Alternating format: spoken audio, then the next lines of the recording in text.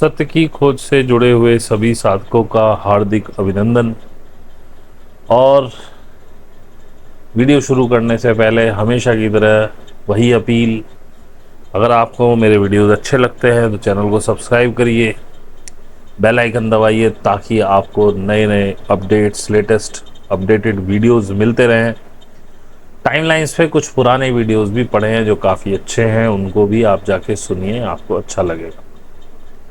कुछ तो मिलेगा ही। जो नए आए हैं, जो पुराने भी आए हैं वो भी कभी कभी पुराने सुन लिया कीजिए, उनमें काफ़ी कुछ मिल जाता है यदि आप वास्तव में साधना वादना कर रहे हैं और कुछ आपको अच्छा लगता है सुनना। और लाइक कीजिएगा, सब्सक्राइब कीजिए, शेयर कीजिए, हमारे फेसबुक पेज पर फ्रेंड रिक्वेस्ट भेजिए, इंस्टाग्राम को फॉलो कीजिए।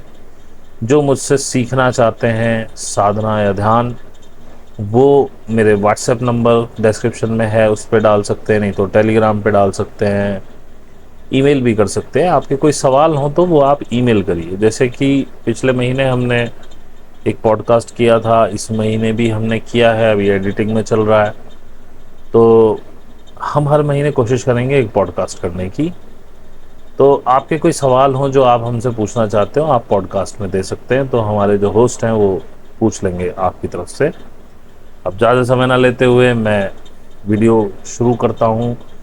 आज मैंने जो वीडियो बनाने का कोशिश की है, ये मैंने टॉपिक लिया है एक जे कृष्णमूर्ति का बड़ा अच्छा एक सेंटेंस है, दृष्टा ही दृश्य है। अब आप इस दृष्टा ही दृश्य को, ऑब्जर्वर इज द ऑब्जर्व्ड, इस नाम से भी खोजें या दृष्टा ही दृश्य के नाम से खोजें, आपको पता नहीं कितने वीडियो यूट्यूब पे मिलेंगे। और वैसे ही मेरे मन में कोई इसके लिए एक वो था कि दृष्टा ही दृश्य कैसे है, वैसे ही मैंने उनको खोजा, उनको 2 4 5 वीडियोस को सुना, अलग अलग लोगों के किसने क्या डिस्क्राइब किया है। तो मुझे तो कोई डिस्क्राइब करने वाला अभी तक मिला नहीं। शायद ओशो ने किया हो, तो मैं समझता हूँ ओशो कर सकते थे इसको, अगर किया हो। मैंने अभी तक उनका नहीं सुना है। तो जो यूट्यूब वालों को मैं सुनता हूँ, अलग अलग यूट्यूबर्स को मैं देखता हूँ क्या कचरा परोस रहे हैं। कोई कह रहा है जैसे कि सामने पेड़ खड़ा हो, तो वो क्योंकि आपकी चेतना में है पेड़, इसीलिए आप उसको पेड़ देख पा रहे हो, नहीं तो आप उसको पेड़ समझ ही नहीं पाओगे। तो क्या हम उसको आदमी कहने लगेंगे? अगर किसी ने कभी जिंदगी में पेड़ नहीं देखा और उसने वो पेड़ देख लिया, तो क्या उसको आदमी बताएगा, मछली बताएगा क्या? और जिद्दू कृष्ण मूर्ति जैसा व्यक्ति यदि ये कह रहा है दृष्टा ही दृश्य है, तो क्या वो फिजिकल बातें कर रहा है? इतनी इतनी छोटी सोच है उसकी। जैसे कि किसी ने लैपटॉप ना देखा हो, मान लो आप कीनिया वीनिया कहीं बहुत पिछड़े इलाकों में, भारत में ऐसे बहुत सारे आदिवासी इलाकों में लैपटॉप ले जाए, तो क्या वो इसको गाय समझने लगेगा, बैल समझने लगेगा? भाई ज़्यादा से ज़्यादा उसकी क्यूरियोसिटी बढ़ेगी कि ये क्या है, हमने कभी नहीं देखा। लेकिन ये इसको कुछ और तो नहीं समझेगा, एक अननोन ऑब्जेक्ट समझ सकता है। अब लैपटॉप समझाने के लिए उसको ऐसा तो है नहीं कि पूरा लैपटॉप पढ़ाना पड़ेगा पहले, तभी समझ पाएगा कि ये लैपटॉप है। अगर हमने उसको इतना भी समझा दिया इसको लैपटॉप कहते हैं, इसे देख के वो रिकॉग्नाइज कर जाएगा इसे लैपटॉप कहते हैं। तो जिद्दू कृष्ण मूर्ति जैसा व्यक्ति इतनी टुच्ची, इतनी बेकार बात करेगा आपसे? एक्चुअली जिद्दू कृष्ण मूर्ति हूँ, ओशो हूँ,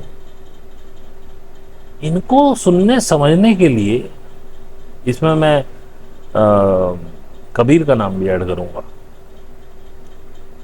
और ज्ञानेश्वर जी को मैंने ज़्यादा पढ़ा नहीं तो मैं कह नहीं सकता, लेकिन वो भी बहुत अच्छा उन्होंने लिखा है। जैसे सॉरी, ज्ञानेश्वर जी नहीं, और वो ज्ञानेश्वर जी भी और ये रैदास जी, इनको मैंने पढ़ा नहीं, लेकिन ये कोट करने लायक जरूर होंगे, मैं I am very much sure. तो इनको सुनकर के समझने के लिए कि ये क्या कह रहे हैं, एक लेवल ऑफ कॉन्शियसनेस होना चाहिए, एक समझ होनी चाहिए, इतना ज्ञान आपके पास होना चाहिए कि वो कह क्या रहे हैं। ओशो को आप सुन सकते हैं, वो बीच बीच में चुटकुले भी छोड़ दे। बहुत से लोग तो, वो खुद भी कहते थे कि बहुत से लोग तो केवल मेरे चुटकुले सुनने के लिए आते हैं, और अगर मैं 3 4 मीटिंग्स में कोई चुटकुला ना सुना हो तो पत्र भी आ जाते हैं कि बहुत दिन से आपने चंदूलाल का कोई चुटकुला नहीं सुनाया, दादा चूहड़मल फूहड़मल का कोई चुटकुला नहीं सुनाया। तो बोले ये तो मैं तुमको जब मैं कोई भोजन खिला रहा हूँ तो मैं चटनी के रूप में थोड़ा बहुत कभी कभार परोस देता हूँ कि तुम्हारी आसक्ति बनी रहे और तुम्हें वो खाना निगलना आसान हो जाए। बात बिल्कुल सही कहते थे। तो अब कबीर का कोई दोहा है, उसको समझने के लिए आपको लेवल ऑफ कॉन्शियसनेस नहीं है तो आप नहीं समझ पाओगे।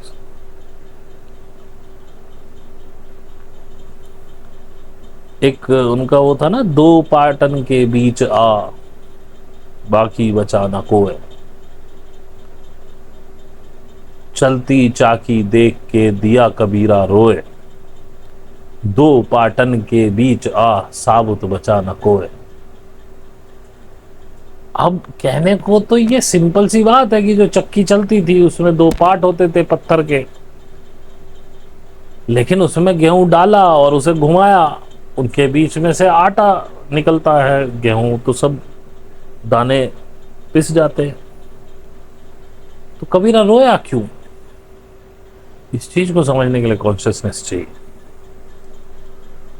ओशो जब कोई बात कहते हैं, कहते थे, कहते हैं तो नहीं कहना चाहिए, या है वो लोग कभी मर नहीं सकते, ऐसे लोग कहते हैं ही कहना चाहिए। जब ओशो कहते हैं कोई भी बात, सपोज करो संभोग से समाधि में ही वो बात कर रहे हैं, सेक्स पे बोल रहे हैं, तो एक लो कॉन्शियसनेस वाला आदमी उसे बस सेक्स तक ही सीमित रखता है। लेकिन जो हाई कॉन्शियसनेस वाला आदमी होगा वो ये समझेगा कि ओशो ये कह रहे हैं कि इन छोटी मोटी चीजों पे चिपको मत। अगर सेक्स का मन कर रहा है तो कर डालो, खत्म करो उसको, ऑब्स्टिकल ना बनने दो, ध्यान साधना पे होना चाहिए तुम्हारा। ये सेक्स को रोकने के चक्कर में जो तुम अपनी इतनी एनर्जी वेस्ट कर रहे हो, क्यों वेस्ट कर रहे हो? शादी होगी, बीवी है तुम्हारी, सेक्स करो, काम खत्म करो, अपनी साधना में लगो। ये सिर्फ तुम्हारी इस शरीर के भोग है, इससे कोई स्पिरिचुअलिटी का कोई लेना देना नहीं। लेकिन लोग उनकी सेक्स के बारे में जो जो उन्होंने बोला उसकी बड़ी आलोचना भी करते हैं। और एक समय पे तो मेरे अंदर भी ऐसा ही ये था कि ओशो तो बड़ा गंदा गंदा बोलते हैं। मैंने ओशो कभी जिंदगी में सुना ही नहीं था, सुना है तो एक साथ सुना है, उससे पहले मैं कभी ओशो को नहीं सुना। तो मेरे अंदर भी यही, किसी ने कुछ कह दिया मैंने मान लिया। इसीलिए ओशो कहते हैं मानो मत जानो। अब ओशो को सुन रहा हूं, पढ़ रहा हूं तो कुछ अलग ही मिल रहा है। ऐसी जिद्दू कृष्णमूर्ति है। ओशो ने भी आपको किसी भगवान को पूजने के लिए बाध्य नहीं किया, उन्होंने कोई नए आडंबर नहीं दिए। जिद्दू कृष्णमूर्ति ने तो बिल्कुल ही खत्म कर दिया था। लेकिन जिद्दू कृष्णमूर्ति की एक खासियत है, यदि आप उन्हें एक अच्छे कॉन्शियसनेस लेवल से नहीं सुन रहे हैं तो वो आपको अहंकार दे देंगे। जब जिद्दू कृष्णमूर्ति ने कहा तुम ही गुरु हो, कोई गुरु गुरु नहीं। अब जो एक एलीट क्लास थी जो जिद्दू कृष्णमूर्ति को सुनती थी, अरे वो चौड़ी होगी। अब अहंकार तो सबसे बड़ा बाधक है उसमें। जिद्दू कृष्णमूर्ति क्या करें, ये आपने समझे बिना ही इतना अहंकार पकड़ लिया कि वो अब तो हम सर्वश्रेष्ठ हो गए। तो जब जिद्दू कृष्णमूर्ति कहते हैं दृष्टा ही दृश्य है, तो वो फिजिकल थिंग्स की बात ही नहीं कर रहे, वो बहुत गहरी बात कर रहे हैं। वो गहरी बात ये है कि मैंने ये पहले अपने ग्रुप वगैरह में भी बताई थी, लेकिन मैं इसको जिद्दू कृष्णमूर्ति से जब कनेक्ट कर पाया, जब अचानक दृष्टा ही दृश्य की कुछ वीडियोस मेरे सामने आने लगी अचानक से। मैंने कभी ढूंढा नहीं, मुझे पता भी नहीं था इस बारे में उन्होंने कहा है, और मैंने ये इस तरीके से बताया भी नहीं अपने ग्रुप, मैंने कुछ और तरीके से बताया था। लेकिन बात वही है, ये कनेक्ट करती है दृष्टा ही दृश्य से। मैंने बताया था कि जब आप किसी व्यक्ति को देख के गुस्सा कर रहे हो, आपकी कोई उसकी कोई अमुक आदत आपको अच्छी नहीं लग रही है और आपको गुस्सा आ रहा है उसमें, तो पहले अपने अंदर झांकना वो जो तुम्हें गुस्सा आ रहा है उसका, उसमें उस व्यक्ति का कोई लेना देना नहीं है, ये तुम्हारा अपना ही गुस्सा है। यदि तुम में गुस्सा जरा भी शेष है तो किसी को देख के तुम्हें गुस्सा आएगा, या किसी बात पे गुस्सा आएगा, या किसी एक्ट पे गुस्सा आएगा। यदि तुम्हारे अंदर गुस्सा बचा ही ना हो तो तुम गुस्सा नहीं कर पाओ। यदि तुम्हें किसी चीज को देख के प्रसन्नता हो रही है तो ये आपकी अपनी प्रसन्नता है, उस चीज का उसमें कोई भी मतलब हस्तक्षेप नहीं है। क्योंकि जिसको देख के आपको प्रसन्नता हो रही है, जरूरी नहीं है आपके पड़ोसी को भी उसे देख के प्रसन्नता हो। जिस चीज में आपको आनंद आ रहा है, बहुत से लोग शराब में आनंद लेते हैं, अब बहुत से लोग नहीं लेते, बहुत से लोग बुरा समझते हैं, उन्हें गुस्सा आता है कोई शराबी देख के। तो जिद्दो कृष्णमूर्ति जब कह रहे हैं कि दृष्टा ही दृश्य है, वो कह रहे हैं कि किसी को देख के जो भी इमोशंस आपके अंदर आ रहे हैं, बुरे अच्छे, वो आपके ही हैं। यदि आप में वो इमोशंस खत्म हो गए हों तो आप कुछ भी देख लें, आपको वो इमोशंस नहीं प्राप्त हो सकते। यदि आपको बुरा लगना बंद हो जाए, आप एक्सेप्टेंस में आ जाएं हर चीज के। एक्सेप्टेंस भी एक लेवल है हमारा वाइब्रेशन का। अगर आपने वो लेवल ले लिया तो आप किसी चीज को भी मतलब उससे बहुत हार्डली डिनायल मोड में नहीं आ पाएंगे। ये कह रहे हैं जिद्दू कृष्णमूर्ति। ये नहीं कह रहे कि वो पेड़ क्योंकि आपकी स्मृति में है इसलिए पेड़, कभी तो पहली बार देखा होगा ना पेड़, तब कैसे किसी ने तो बताया होगा ना पेड़, वो अंकित हो गया। जिद्दू कृष्णमूर्ति, ओशो, कबीर जैसे लोग इतनी हल्की बात नहीं कहते हैं, बहुत गहरी बात कहते हैं। और ये मैंने अपने अंदर भी देखा है। जैसे जैसे मेरा गुस्सा समाप्त होता जा रहा है, मुझे गुस्सा ही नहीं आता है। पूरा समाप्त नहीं हुआ है, कभी कभी आ भी जाता है, लेकिन जैसे पीछे आता था तो एकदम से बहुत तेज आता था, और बच्चों को अगर पीटना शुरू कर दिया तो भयंकर तरीके से मार रहा हूँ। अभी शायद काफ़ी समय हो गया मैं बच्चों पे वैसी घुड़कियाँ तो दिखाता हूँ ऊपर ऊपर से, लेकिन गुस्सा नहीं आ पाता। अब वो कुछ भी कर लें, गुस्सा नहीं आ पाता। कई बार पत्नी जी भी कुछ ऐसा कर देती है जिन पे मैं पहले बहुत गुस्सा हो जाता था, अब मुझे गुस्सा नहीं आ पाता है। हाँ, पीछे आया था शायद एक डेढ़ महीने पहले, लेकिन मैं बड़े ध्यान में था गुस्से में। वो गुस्सा था भी और नहीं भी था। गुस्सा इसलिए था कि बहुत बार समझाने के बाद भी पत्नी जी किसी बात को समझ नहीं रही थी, तो गुस्से में चीज़ बोली गई थी, लेकिन वो पूरा शूडो था। मेरे को पूरा ध्यान था मैं क्या क्या शब्द बोल रहा हूँ। Everything is controlled. लेकिन हाँ, थोड़ा सा मैं गर्म हुआ था, थोड़ा कष्ट हुआ था मुझे उस समय, क्योंकि बहुत बार समझाने के बाद भी वो नहीं मान रही थी, समझ नहीं रही थी।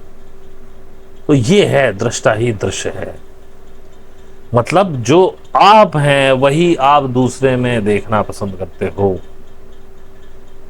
जैसे कई बार आप वो कर देते ना कि आप किसी व्यक्ति से नफरत करते हो, तो आप उसके पास से होके आए, अब आपकी क्लोज रिलेशनशिप में आप बिना उस पर भी नहीं जा सकते कि उसे इग्नोर कर दो।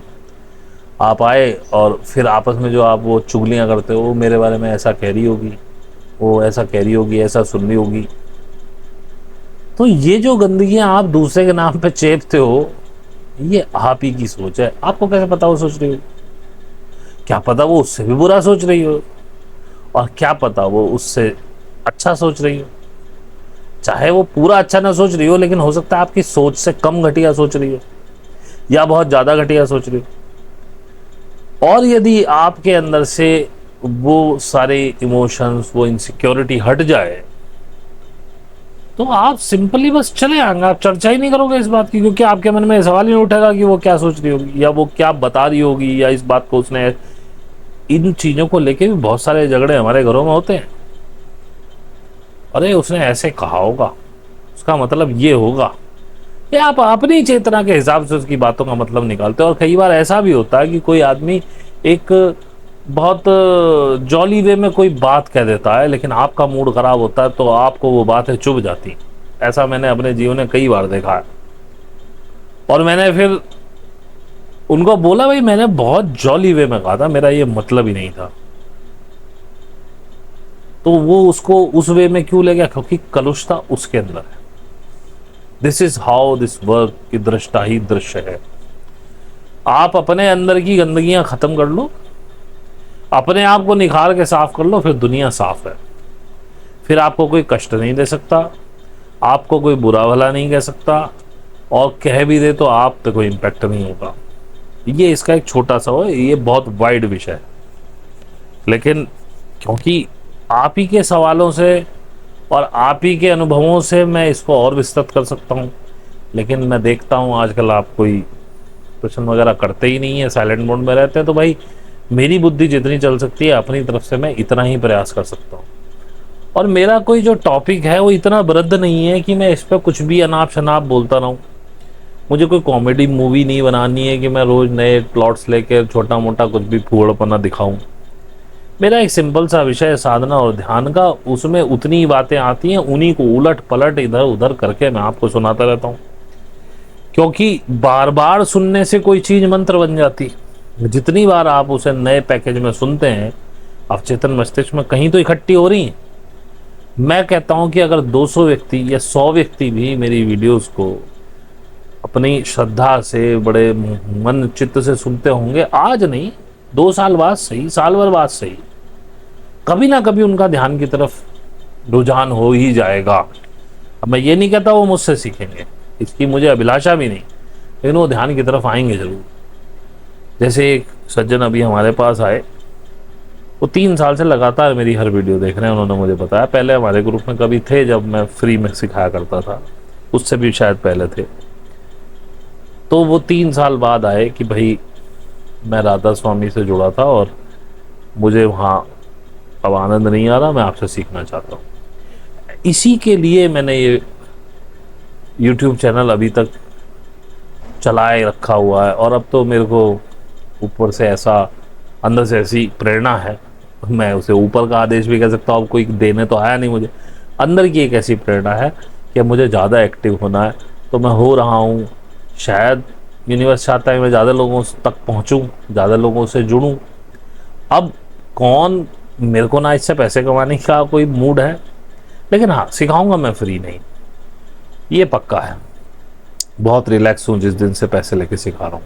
पहली बात तो सीरियस लोग आते हैं और मैं बराबर सिखा रहा हूँ, और ये यात्रा जब तक यूनिवर्स चाहेगा ये चलती रहेगी। आगे आप मुझसे क्या सुनना चाहते हैं, तो उसके लिए आपके क्वेश्चन जब तक मेरे पास नहीं होंगे मैं बहुत ज़्यादा नहीं बता पाऊँगा। अपनी तरफ से जितने क्वेश्चंस मेरे दिमाग में, मैं खुद ही शूडो बनाता हूँ और आपको सुना देता हूँ। बाकी जितने ज़्यादा क्वेश्चन होते हैं उतना ज़्यादा चीज़ें निकलती हैं।